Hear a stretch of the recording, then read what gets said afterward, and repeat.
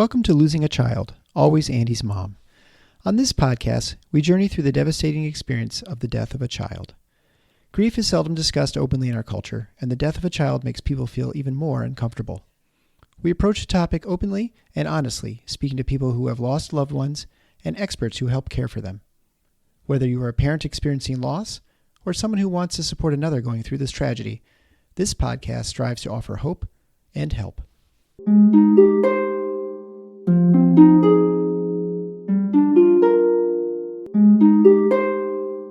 Welcome to episode number 327 of Losing a Child, Always Andy's Mom. I'm Marcy Larson, Andy's mom. Today, I have the pleasure to introduce you to Lisa. Lisa is Billy's mom. Lisa lost her oldest son, Billy, in an accident in 2015 at the age of 26. Lisa says that she is on a mission to change the cultural narrative around grief because society is just so horrible at it. Because of that, she founded an organization called Grief Guide, which we'll talk about is not the same organization that Gwen has, but is somewhat similar in name and mission, truly. So she also wrote a book that I absolutely loved. I've just been having so many great authors on recently. So this book is called Never Apologize for Your Tears. It is available on Amazon. And again, I just have to tell you, I absolutely loved it. So I just can't recommend it enough. It was just great. So I invite you all to go on Amazon and try to find that. It is available in Kindle Unlimited. I think I say that in the episode as well, but it is a just wonderful, wonderful book. I really loved talking to Lisa because she is just so open and honest about how hard grief really is. And she's gone through some additional really significant losses in her life after losing Billy. So I know you're going to get a lot out of that too. I also, again, want to talk about this upcoming live stream. So now we're getting down to the wire. So it is just a few days from now. It is going to be on Monday, December 21st at 4 o'clock p.m. Eastern Time. You can tune in on our YouTube channel, on Facebook, on Instagram, on Gwen's Facebook. There are going to be many ways for you to tune in and contribute, but I do want a lot of people to do so ahead of time. So again, what we'd like you to do is email some pictures of your child at Christmas time. Maybe this is going to be a favorite gift that you gave him or her, or she gave you, or whatever. It could be just a Christmas memory. We are going to use all of these pictures that are sent. And you can also reach out to me on social media. I've not said that in the past, but you can not just email me. You can also send it via Facebook Messenger or on Instagram messaging. You can send things that way as well. I just want to make up some really cool videos to put out at Christmas so that we can create some memories together as a grieving Always Andy's Mom community. Again, come on. I'd love to have lots and lots of participation in the live stream. So if you can come on live and listen and contribute, that would be just beautiful as well. So I'm excited about it. I think it will be amazing. Up until a few days ago, we did not have a sponsor for this week's episode. And now, amazingly, I have two. So the first sponsor that I have is Mary Pat. Mary Pat is a dear friend of mine, and she wanted to sponsor an episode in honor of her son, Ben. Ben's Heaven Day is actually today. And so she and her husband and Ben's grandparents wanted to go together and sponsor an episode, and this is the perfect time to do so, to honor Ben. Ben just was an amazing kid. I've learned so much about him by getting to know Mary Pat. So I want to thank Mary Pat and her whole family for sponsoring an episode in honor of Ben. So the second sponsor for this week is in memory of Cruz. And I just want to read what Cruz's mom wrote. So she wrote, "My husband and I would like to sponsor 2 episodes in honor of our son, Christian. One for his birthday on December 7th. He would be turning 15, and one for his first heavenly birthday, or heavenly anniversary, on December 16th. This is our first birthday without him, and it's a hard month for our family. Christian was an amazing son, kind-hearted, loving, funny, and full of light. We miss his presence, his voice, and his sweet face every single day. Your podcast has brought us comfort since he passed, and I'm grateful for the space you create for us. Please also thank Eric for all he does behind the scenes, and thank you to all the bereaved parents who share their beautiful children with all of us. Their stories matter, and they help us feel less alone. Betty and Miguel. So thank you. Unfortunately, it was too late to put it in last week, but we got it in for this week's episode. And then I'm going to pick another one next month that they will be the sponsors for as well. So thank you to both of those amazing families for doing sponsorships. Right now, though, I just want you to sit back and listen to Lisa, Billy's mom.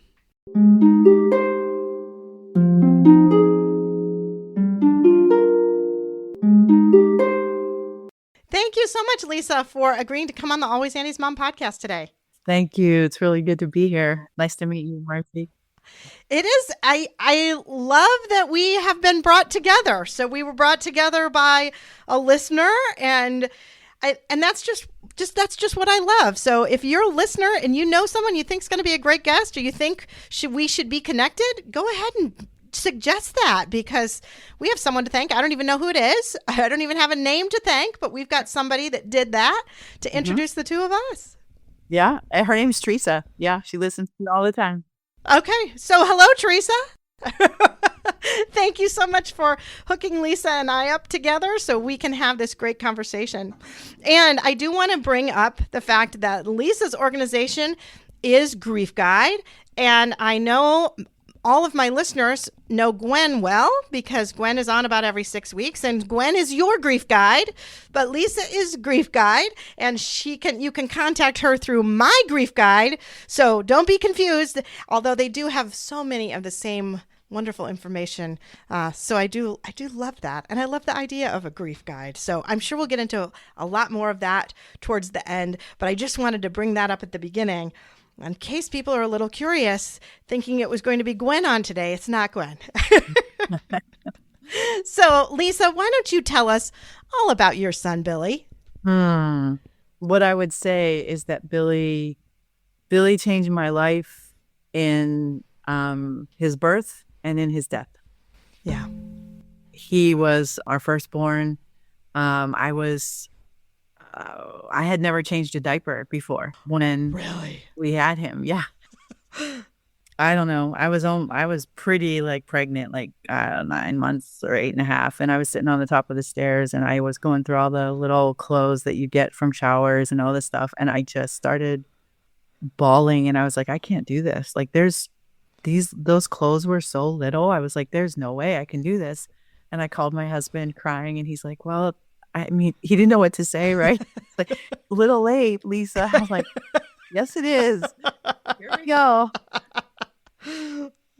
Yeah, but from the very beginning, Billy just, and maybe it's just because I was a new mom and obviously wanted to do it all right and get it all right. And I just talked all the time. And, I had this education behind me and somewhat of a career that I thought I was going to follow. And that didn't happen. And so I just kind of poured everything into Billy. And he, as he grew, he was this very inquisitive, articulate. I think it's kindergarten when he came home and he just kind of looked at me and he's like, do reindeers really fly?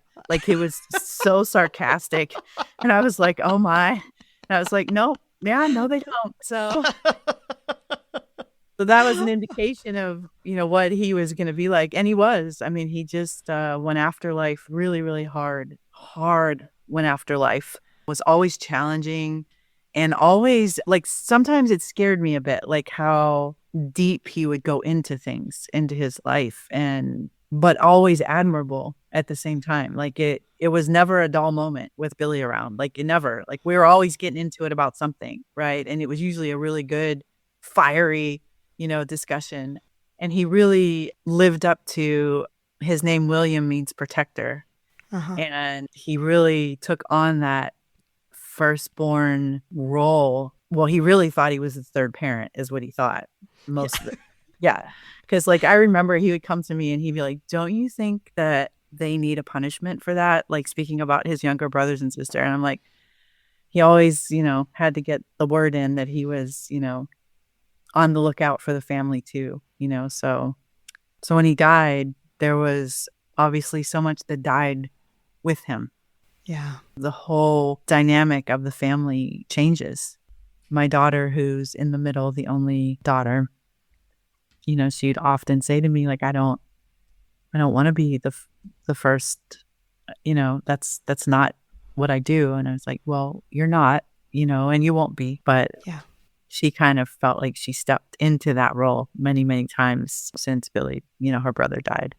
Yeah, he was something. When he was 16, he got back-to-back speeding tickets within 30 minutes of each other. Sure did. Oh my. Sure did. Mm-hmm. Wow. Within 30 minutes. Mm-hmm. Yeah. Yep. So, Yep. Quite the guy. like the guy. Mm-hmm. Like the guy. Mm-hmm. Do you want to talk a little bit about what happened to Billy? Sure. We were all gathered for my youngest son, Michael's 21st birthday. And it was August 7th, 2015. And we were all in the home. And all of a sudden, there was a sheriff's car in my driveway. And I couldn't imagine why there would be a sheriff's car in my driveway. And came to the door and asked if this was the Oris household. And I said, yes. And he said, is everybody here? And I said, well, we're waiting for our son, Billy. And then he asked if he could come in, and he looked pretty uncomfortable. And I just didn't really know what was going on, right? And then he said there had been an accident. And I said, okay, well, where's Billy? Like, is he in the hospital? Let's go. And I don't know what made me ask the next question, right? It was so disorienting. And I just said, is he alive? And the police officer just put his head down and shook his head no. And that just obviously sent our entire household into chaos. And we were gathered to celebrate our youngest son's birthday, and we ended up having to go and identify our oldest son. And my youngest son lives with that the rest of his life. His brother died the day before his birthday. So that, of course, sends you on a trajectory that none of us want to be on. No. But certainly did. Yeah. Yeah, it just changes your life forever. Forever. Yeah. Forever. Yeah, talk about that grief, that early time, and what that was like for you. I think I always touted myself. I grew up in Pittsburgh, so I was always, I grew up in a rough steel town, Italian family, girls.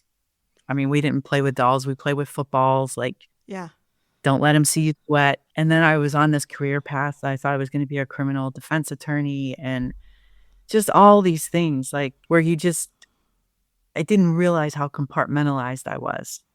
Mm-hmm. And then grief comes and tragedy strikes. And I think the way I describe it is if all my emotions were like in neat little drawers, and I would pull out a drawer for sadness, I'd pull out a drawer for joy, but they all stayed in their drawers, right? But grief, we know, blows up the dresser. Like, yeah, the dresser gets blown up, and now you have no idea. Like, it was just so dark and so confusing, and I was so disillusioned for months and months and months, like, just trying to find my way. Nothing helped. It didn't matter. Like, just nothing helped. I also was leading a church at the time by vocation and calling. I'm a pastor. And so, of course, our life is very public. And so my grief was very public. And all I wanted to do was run. I just wanted to run where nobody knew me, and my counselor looked at me very tenderly one day and just said, Lisa, like, where are you going to go? Because wherever you go, your pain will go with you, right?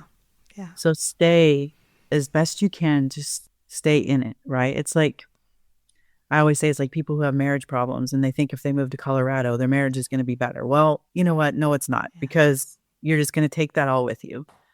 So I did. I stayed in as best I could in it, and I didn't pretend I was okay. I didn't act like I was okay. I'm almost a little scared to go back and listen to those messages that I preached during that time because, I was pretty raw and I allowed myself to be seen because I think grief does that to you too, right? Like everything you've used to like manage your image or prop yourself up, it doesn't work anymore, right? You're so exposed, you're so vulnerable. And quite frankly, and now like I just don't care. So, uh, now sometimes I think I'm even more dangerous than I was then because I just don't care. Because when something so horrific happens to you and strips you down, you're not thinking about what people think or what people say, or you just don't really care. So, yeah. Yeah. And I think this obviously changed your faith. It changes, I think, everybody's faith. It just can't stay the same. Yeah. I remember we had a funeral service for Andy, and I spoke and his dad spoke and a lot of people spoke. And I remember my best friend saying how God honoring it was and how like it had brought someone to Christ or whatever. And it actually just, I mean, that's all very nice and well and good, but it sort of irritated me. It was like, that's not why I did that. We didn't have that service like that. So, because I was not altruistically thinking about someone else's soul at that moment. I really was not. I was doing it because it felt like the right thing to do, and it felt like what we should do for Andy. But I wasn't, I feel like now my faith is actually better than it was. I feel like my relationship with God is way more real than my old relationship was with God, but it's, it's different. It's changed. And like you say, I think it feels more real and more genuine, and I don't really care what other people think about it in many ways, right? No. So No.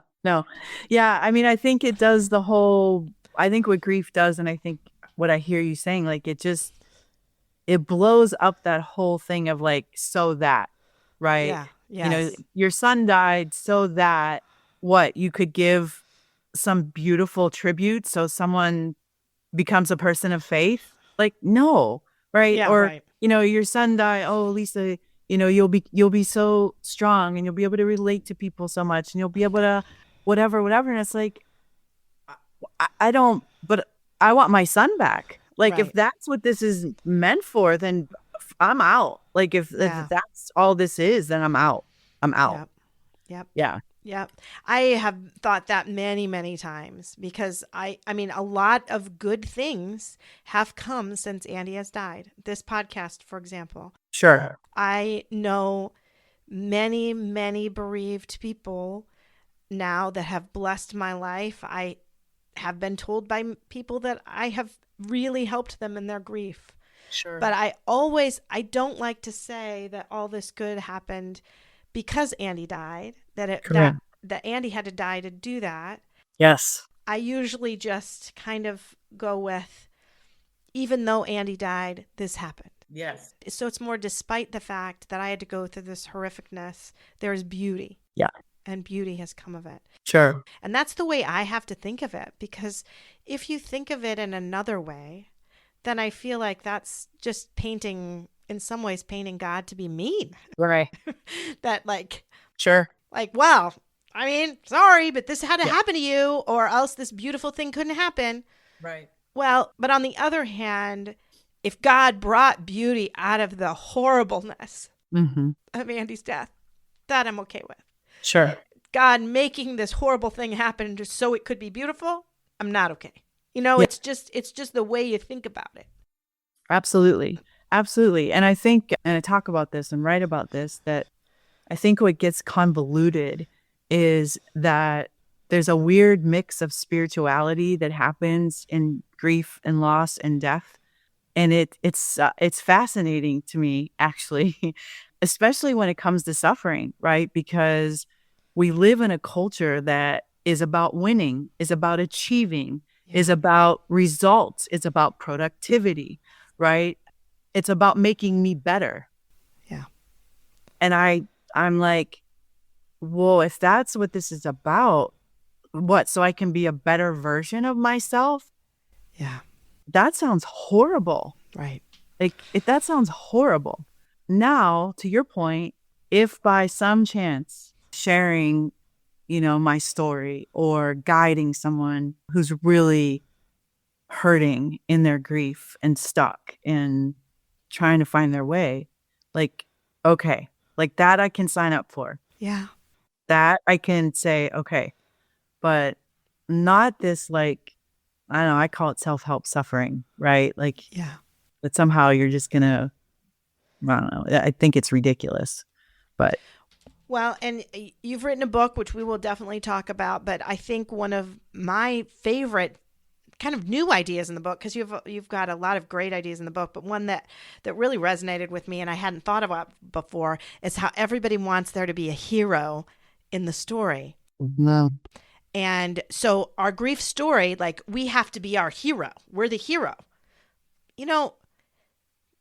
There's no hero, right? There doesn't have to be a hero in the story. And so that's what I think you're kind of going into. But I would like to delve into that a little bit more with you about that hero idea. Mary Frances O'Connor, who wrote The Grieving Brain. Are you familiar with her? No, Oh, should be, huh? yeah. She's a neuropsychologist out of, I think, University of Arizona State. So she did a study like on all these grieving people and their brains. Really? Uh-huh. It's fascinating. So like grief brain, like that's a real thing. And she proves it with data and with all kinds of medical and biological things, which is why like it's so affirming, right? Because we're not crazy. Yeah. We're not. But one of the things she talks about is how the 5 stages of grief actually have contributed to this idea of competition or winning, crossing a finish line and being the hero, right? That if you can just accomplish this. Now, of course, we know Kubler-Ross, like that was never her intention of the 5 stages of grief. But certainly, I think a lot of grieving people I've heard them say that, like, well, I'm angry again. Or, oh, like I'm not accepting this. Like now I'm failing at my grief, right? Mm-hmm. Mm-hmm. But this idea in our culture that's embedded as well, no matter like if it's, I don't know, Indiana Jones, Star Wars, whatever it is, like where the hero goes out and has all these bad things happen to them. And then they come back for the victory parade and, are held up. And so I think for grieving people, that's kind of a model that's embedded in our society. Yeah. And it's then applied to our grieving process. Well, this isn't a competition. I'm not out to win at my grief. I'm not out to come home to a victor's parade. Like, I hate that language too, of victory and conquer your grief. And yeah, I know. Like, it just doesn't work.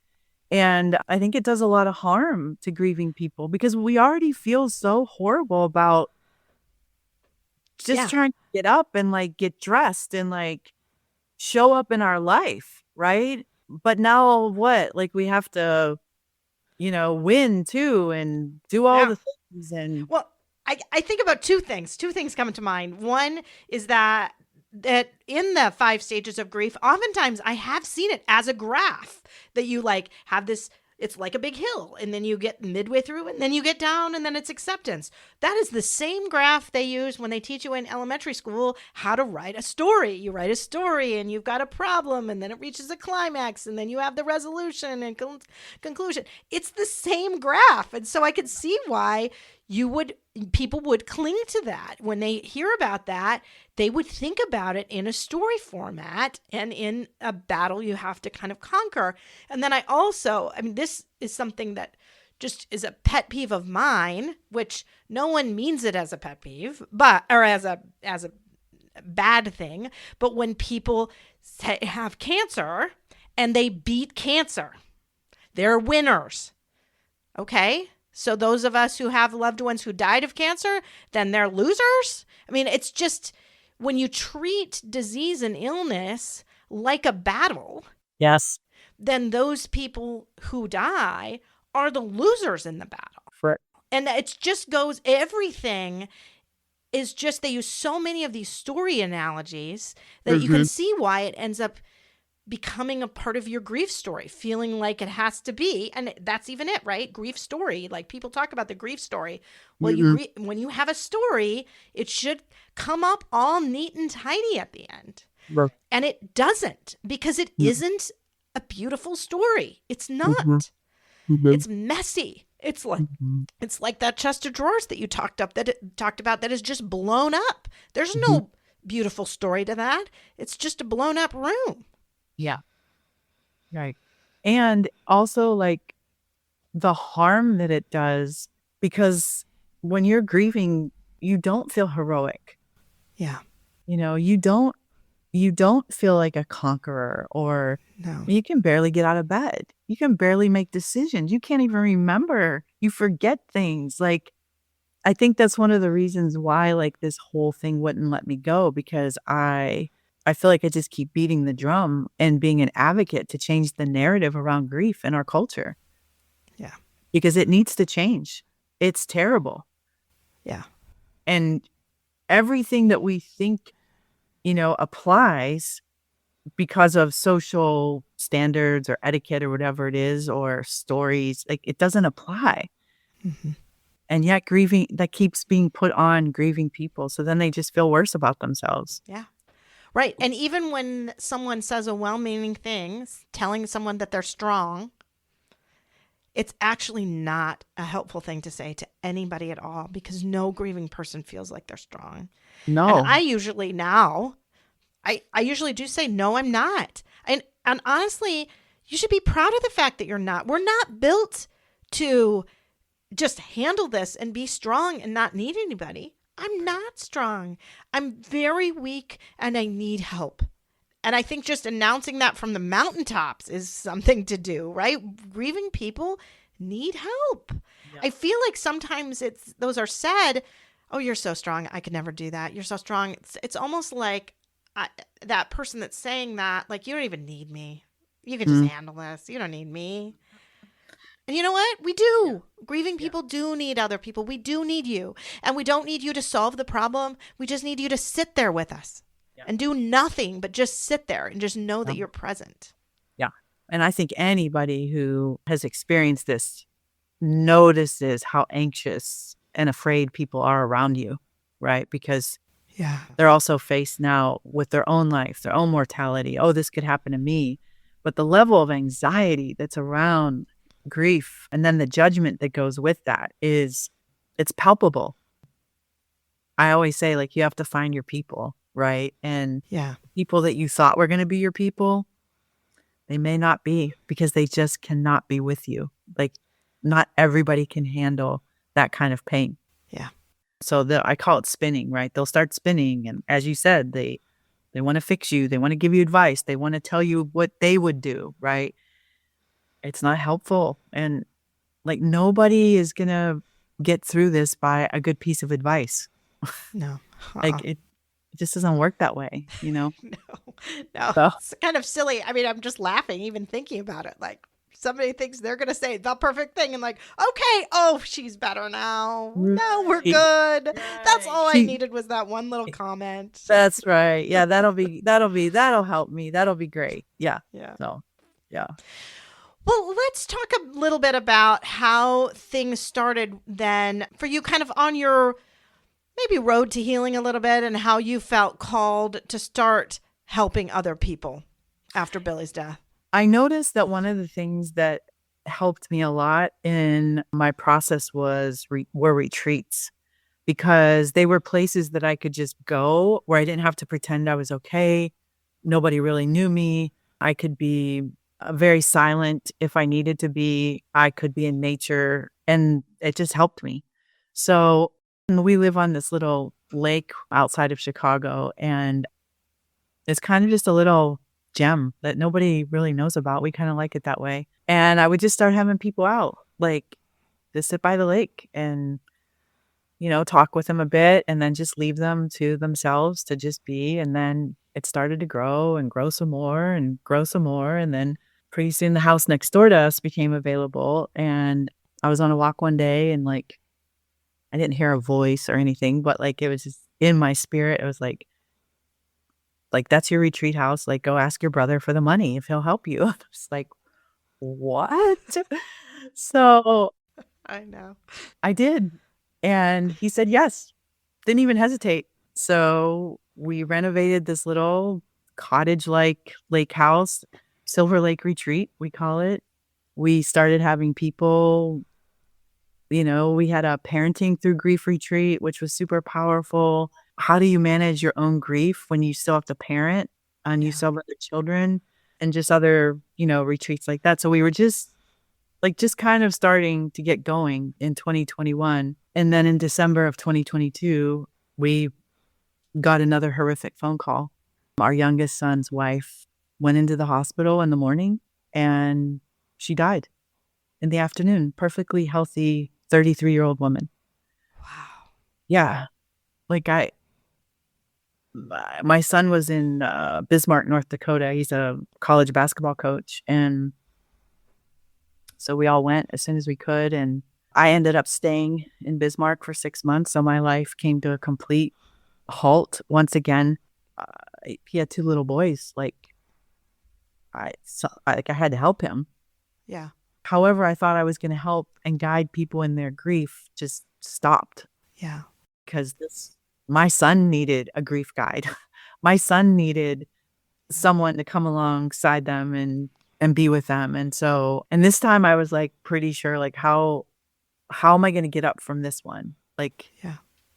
And it felt like a cruel joke. It felt like betrayal. I was so angry. I just remember, I always say, like, Bismarck, there are some wonderful people there, but oh my goodness, it was a record-breaking winter of 103 inches of snow. Like, it was nowhere where I went was there comfort.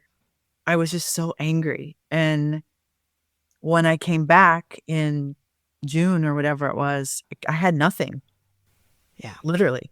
Like, I had no retreats on the books, no income, like nothing. Well, and emotionally, I'm sure you felt like you had nothing, right? No. Right. Yeah. Yeah. Like, not only is nothing scheduled, you don't have the emotional capacity to plan something now. No. You don't have the ability to be able to give more at that No, moment. There's exactly. nothing to give. There's nothing to give. I remember sitting coming home in like June or whenever it was, and I sat on my couch and I was like looking around and I was like, half of the people in these pictures have died. Like, the young people in my life are gone. Yeah. Like, I was like, so my brother, he kind of lives in the house like part-time, but his business is in Seattle. In the retreat house? Yes. Mm-hmm. So he kind of, we joke that he's like the groundskeeper and, the maintenance person, Yeah. I pretend like I give him a title because he's my younger brother. So, I have to keep him in his place. Yeah. He came up the back steps late summer and, like, he just said to me, he's like, don't give up too soon. That's all he said.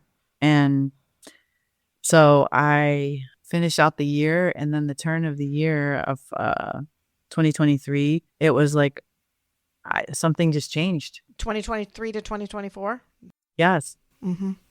I was like, oh, well, like, what is it that I do? Oh, I guide people in their grief. Like, I'm not a counselor. I'm not a therapist. I've worked with a lot of people over the years. I'm just a guide, like a whitewater raft guide. And I don't know. So I just started being asked to like speak at like our local county college, doing workshops and trainings, and all of a sudden, like, Grief Guide was born. And yeah, so we are now like in our community, we're being recognized as a grief resource by the mental health board of our community, by Northwestern Medicine, which is a huge hospital here in Chicagoland. We lead people in grief support groups. We do grief awareness training, which is kind of a new arm of Grief Guide. Yeah. I had the opportunity to literally lead 15 funeral directors in grief awareness training. Really? Funeral directors. Yeah. It's fascinating because they're in the funeral business, but they're not necessarily in the grief business, but they're actually dealing with a lot of grieving people Yeah. and they need training. Right. Like I say, the compassion is a skill that needs to be learned, right? Empathy is a skill. It's not an emotion. It needs to be learned. Uh-huh. So I'm on the mission to change the narrative and help us do better. And those are some of the ways we're doing it.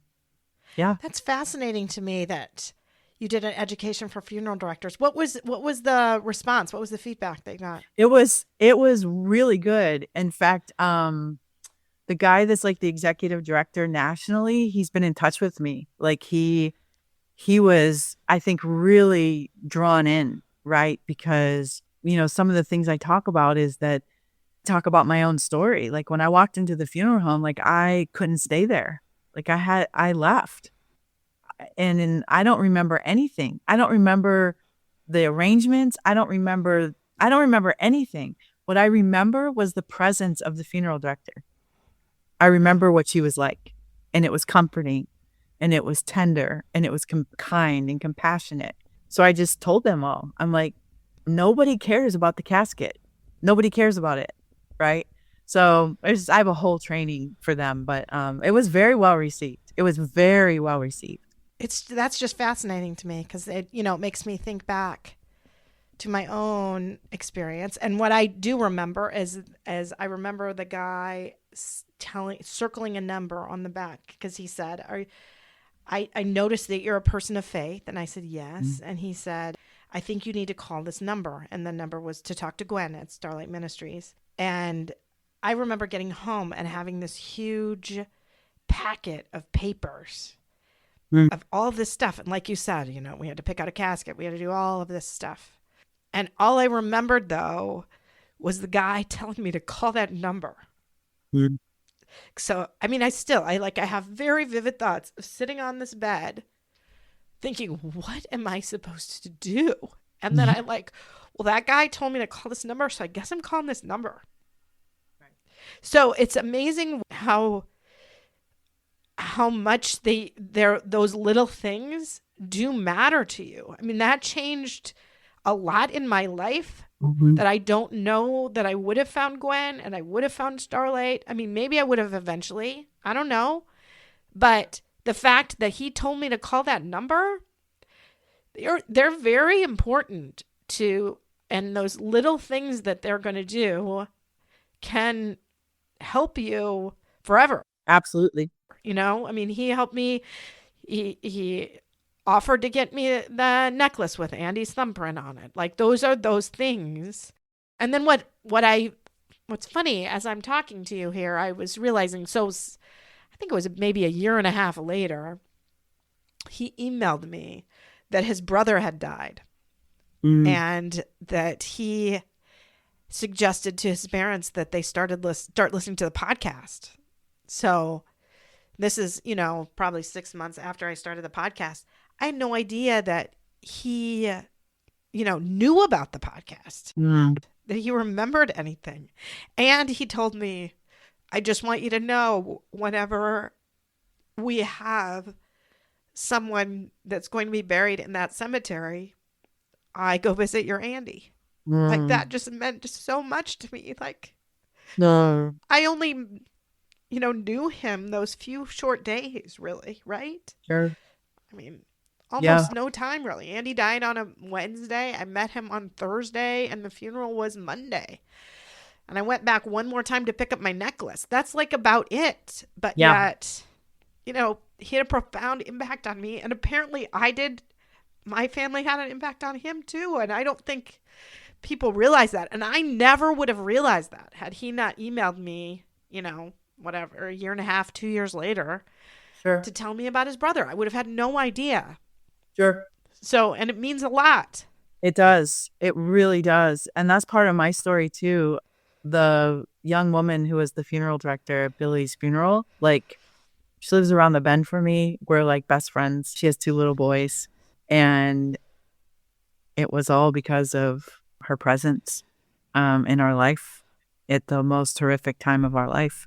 And so I was telling the funeral directors, like, you are grief's first responders, Yeah. right? So how you are and your presence. I talk about having a non-anxious presence, and that's a skill that has to be developed, because if you're running around going from one family to the next, or all you're thinking about are logistics and, arrangements, like, that's not what the family needs, right? They need someone who's non-anxious, who can be present, who can listen, who is asking good questions, because you are helping these people at the worst time of their life. So yeah, it's fascinating. Yeah, Yeah. Yeah. fascinating. Hmm. Anyway, that just really struck me. That's beautiful. And I'm so glad that they're getting some help to try to do that better, because I mean, I am obviously I'm a doctor, and so that's what Eric and I have been trying to speak to medical professionals in that way too, because you would think, I mean, just as I thought, whoa, funeral directors are probably taught all sorts of things about grief. Well, that's No, average everyday person thinks that physicians are taught all about grief too, and we're not. No, none of us are. correct. Yeah, I mean, I think in mortuary school, I think they get like 4 hours of grief. That's just ridiculous. I mean, it's crazy. Like 4 or 8 hours, something like that. Yeah. So that's one of my modules, what mortuary school missed. Yeah. Well, you know what? You know what mine is called? My talk is called is grief, what they didn't teach you in medical school. There you See? go. Same same thing, really. Same thing. Yeah. Well, now I've got one for pastors too, because ding, ding, ding, like you would think. But Yeah. yeah. So there's a lot missed. Yeah. There is a lot missed. And Mhm. yeah, there's so much missed, and it just can be so much better. Like you say, it just can be, things could be so much better. It is. And I think obviously I've learned over the years, I don't think people intentionally mean to be insensitive, right? No, no. Like, they're fumbling around, they're awkward, they're uncomfortable, they're trying the best. But again, culturally speaking, we haven't helped that. I just read a study out of, I think it's Denmark, maybe some of the other Scandinavian countries. They literally have empathy classes starting in elementary school. Really? Yes, to teach, it's embedded in their educational system, empathy, and to teach empathy, right? Mhm. So that's what we're missing. Yeah. Well, and it's important. I mean, you're right. You need to practice it. You need to. It's Right. not something that comes naturally to people at all. No. And I say that sympathy is an insensitive comforter, right? Because sympathy stands outside your pain and is like, well, it sucks to be you. Yeah. And that's why empathy is so difficult. I did a grief awareness training for sheriffs in my county. And of course, the law enforcement sector, when you come in with stuff like that, sometimes they think it's mushy gushy, it's touchy feely, it's this or that. And I just laid it out. And I was like, no, empathy is not an emotion, right? It is something that can be learned, a skill that you can use when you're out on the field and you're trying to de-escalate a situation.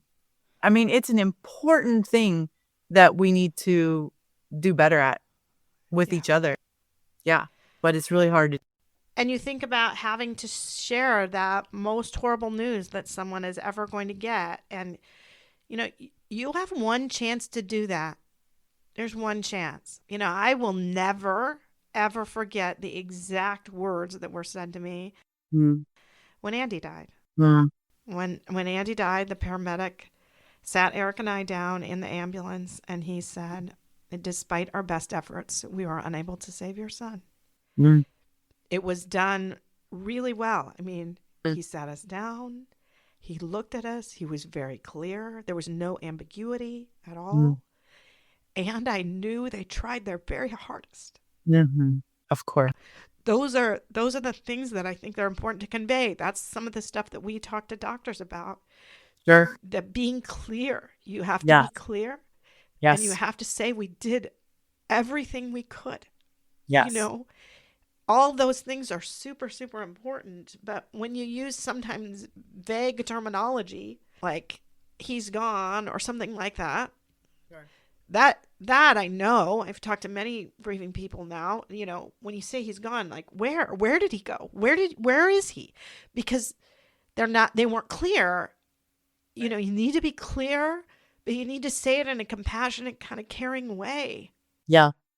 I just Yep. think that this can be done so, you relayed very much exactly how that sheriff deputy experience was. That's going to stick with you forever. Yeah. And clearly it was an uncomfortable, horrible thing for him to do. You have to do it, and nobody wants to have to do it. But if you do have to do it, like, it would be nice for them to have practiced a little bit and get a little bit of an idea of knowing what you're going to say. Right. Not only knowing what you're going to say, but how will the reactions come. I Yeah. mean, there was screaming and wailing, and my husband ran out of the house. Like, what are you going to do? Right? And if you've got no training around that, yeah, we need it. And I'm on a mission to make sure that grief awareness, I mean, every corporation in America should have grief awareness training, right? Yes. Like, who decided 3 days off was a bereavement policy?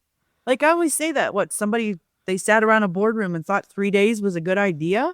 Like, that's awful, right? Yeah. So the workplace is terrible at grief and dealing with grieving people. So we all need to do better. And I'm hoping I can. Well, and it's funny because I just learned of someone in our office who had a child who had died, a former patient in the office who had died. And I found out about it, and then I talked to the pediatrician who had cared for this family, and he came up to me later and he said, "Do you want to know about all of the families who have children die?" And I said, yeah, every single one I want to know. Because I think that they thought in the office that they were kind of protecting me because, obviously I had Andy died, and when I hear about other children dying, my heart breaks for those families. My heart does, right? I think back to how horrible those first days were, and Yeah. it does get me. But do I want to be the one that writes the card from the office? Yes, I do. I want to be the one. Yeah. Because I'm the one who gets it, right? Yes. Absolutely. Yes. So, yeah. So even that, I feel like, and my partners have been pretty educated now on grief. I mean, Eric and I, one of our first groups that we spoke to was my little group of partners about grief, and maybe some of the things they didn't do great and some of the things they did great, and just other ways that we could all do better. Yeah. Right. Right. So, yeah. Yeah. So anyway, now you have several different facets, because you still do some retreats too. Oh yeah, we still offer. Yeah, we offer, but those are growing. So we've kind of outgrown the house a bit because we had like 18 for our last grief retreat. Oh wow. We have other venues now that we use for those, and I don't like to really take more than like 15 or 18 because I have another grief guide that then helps me, and we can break up into 2 groups. But I don't really like doing more than that. So yes, we still provide. I will always continue those. That they're super important because I don't know, something happens. It's sacred in those.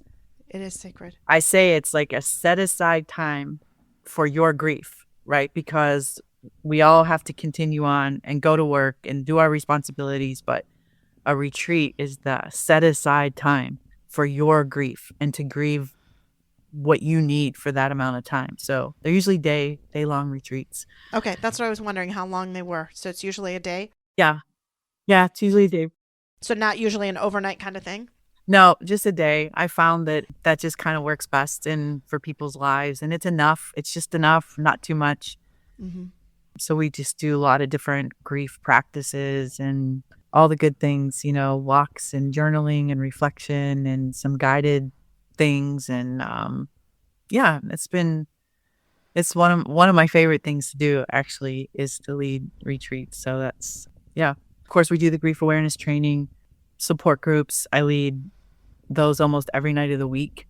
And of course, as we're getting funding now, I've got some other grief guides on the bench who will be ready to come off, but of course I need money to pay them. Yeah. That's the bane of the nonprofit world, right? You're always woefully underfunded. So we have that. And then my brother is kind of the business technology guy behind Grief Guide. And he and his business partner have developed a Grief Guide app that we are just getting ready to launch, that is all curated content, and that people will have grief, in their hands that they can get help with. Videos, quotes, resources, all kinds of different stuff. So Beautiful. but that's very new. So we're going to see how that goes. Well, talk to people about the book that you've written, because I do want to spend some time talking about that. It really is beautiful. I love it. Yeah. Oh, thank you. Yeah.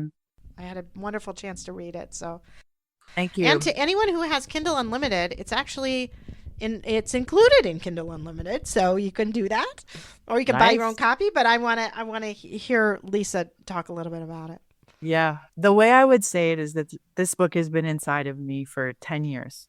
And one of the ways I coped with my grief was writing, just writing and writing and writing and writing and writing. And yeah, finally it was my brother who said to me, he's like, I just keep hearing about this book. Like, okay, when are you going to write the book? Write the book. Write the book. So I did. So I sat down, and all of the writing I've done, I put it together, part memoir, part grief help, part, I don't know, some rants I go on. The title is Never Apologize for Your Tears. And the reason for that title is because the first thing we do in public when we cry is we apologize. And we've been culturally conditioned that when we show pain, grief, suffering, that we're supposed to hide it. And then we become ashamed. So then we start to apologize. I'm sorry. I'm sorry. I'm sorry. So I'm like, oh, hell no. I'm done. Never apologize for your tears. Your tears are sacred. They mean something. Someone that you loved was ripped out of your life by death. So never apologize for your tears. So that's the title of my book. So that's it. No, I love that. It's funny. At Starlight, there are Kleenex boxes all around. Okay. So when you go to a group, there are probably 4 or 5 Kleenex boxes around the room, but no one will ever hand you a Kleenex. Because when you hand somebody a Kleenex, it's almost can be felt like a symbol, like, yep, clean yourself up a little bit, get those tears away, stop being messy. Okay? No, I do not care. Snot can be going down my face. It doesn't matter to me. Right? Nope. I am just going to keep crying. And so that's why it's funny when you do facilitator training, that's usually one of the first things somebody does is you're doing your training, and tears will come when they're doing your training, and somebody will pick up a box of Kleenex and hand it. And then it's usually like, yep, we don't do that here. Right. Yep. I talked to you about how I talk to my partners. I, of course, started crying when we were giving our talk. One of my partners got up, got a box of Kleenex and handed it to me. And I said, don't do that. Like, tears are okay. And you need to feel like, I am fine if you're crying. If somebody wants to pick up a Kleenex, you go right ahead. But I'm not going to hand it to you to give you some sort of signal that I want you to clean things up and tidy things up a little bit. Yeah. Tears do not bother me. Snot does not bother me. That is part of just this release. And tears can be a beautiful emotional release. Absolutely. And somebody said, I believe her name was April Diaz. I quote her in the book, but she says something like, have you ever wondered why tear ducts are in our eyes? Like, why are they in our armpits or our knees? And she goes on to say that tear ducts are in our eyes because our pain was meant to be seen and witnessed, and people can see our souls. And that's why our tear ducts are in our eyes. Yeah. That's beautiful. Right? Yeah. I love that.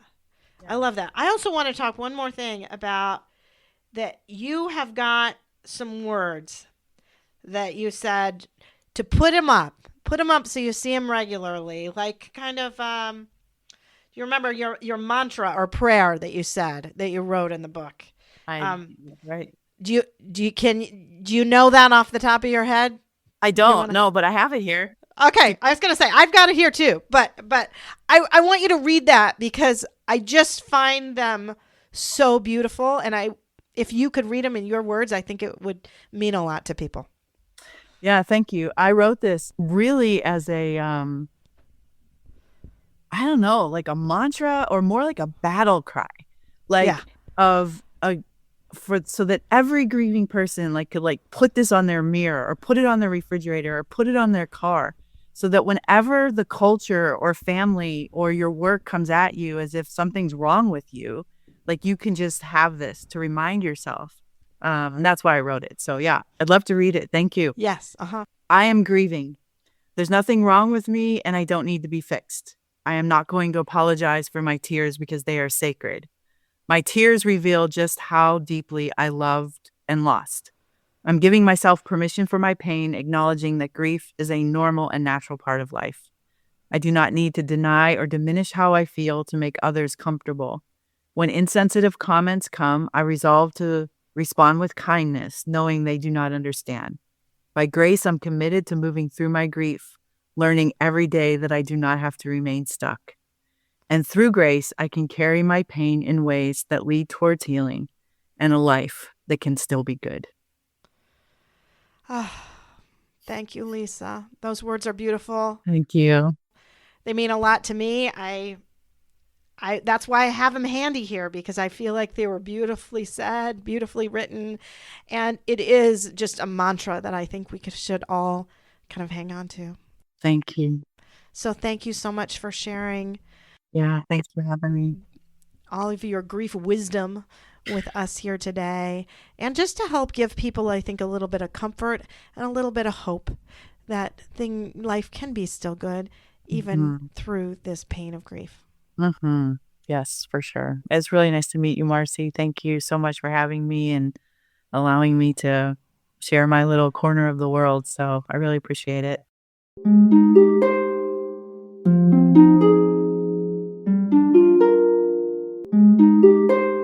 Thanks for listening. If you found this helpful and would like to support the podcast, please leave a 5-star rating and comment. To help financially, you can type Andy's Mom, one word, to the number 53555. This provides a link to GiveButter, which allows donations through PayPal, Venmo, Apple Pay, or credit cards. GiveButter will provide a receipt of your tax-deductible donation. Or you can visit the donation page at andysmom.com/donate.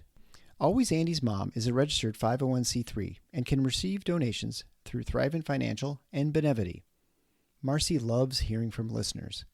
Please feel free to reach out to her via email at marcy@andysmom.com or on the Instagram or Facebook Always Andy's Mom accounts.